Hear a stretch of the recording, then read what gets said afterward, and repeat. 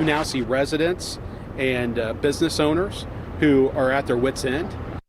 Another Monday of sadness, frustration, and anger after another violent weekend here in Indianapolis. It includes the shooting of a 4-year-old girl outside of a funeral home.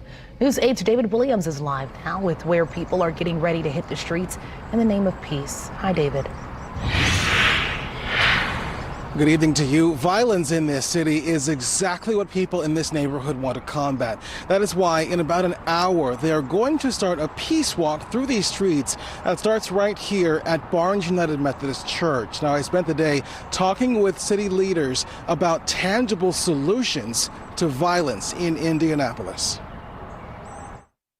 We're beyond a crisis. We've been saying that we were in a crisis since 2019. I think we've now gone over the cliff. We've fallen into a state of chaos in the city. Just this past weekend, 3 people were found dead in 2 separate shootings Sunday night in residential areas on the east side of Indianapolis, according to police. On Saturday, a 4-year-old girl, a 16-year-old girl, and 3 men were shot outside a funeral home on Indy's near northwest side. At last check, the 4-year-old was in critical condition. According to IMPD, as of this morning, August 2nd, there were 159 homicides in Indianapolis. Our concern is that we've already seen a significant number of homicides in the first 2 days of this month.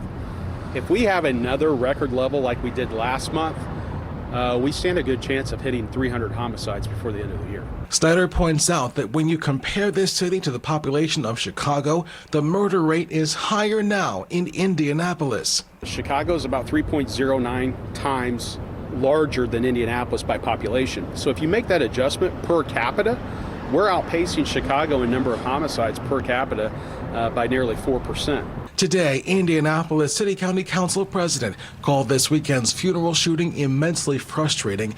I asked him for tangible solutions to city violence. I think the challenge is that many of members of our community think that there is a light switch that one can turn on and that it immediately stops. I want to be sure that everyone does understand that this did not happen overnight, and the amount of trauma and frustration that has led to this, has built up. Today, Mayor Joe Hogsett said investments in community programs are slowly making a difference.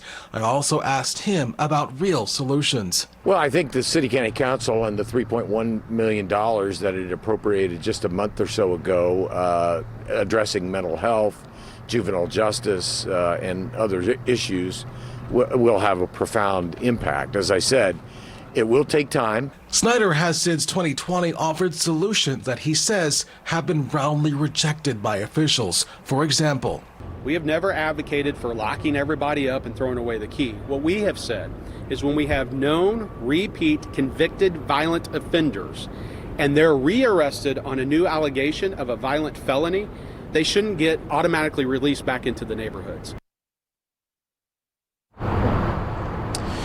Now, Mayor Hogsett says he will present a budget to the city and city county council next week that he thinks is very public safety oriented.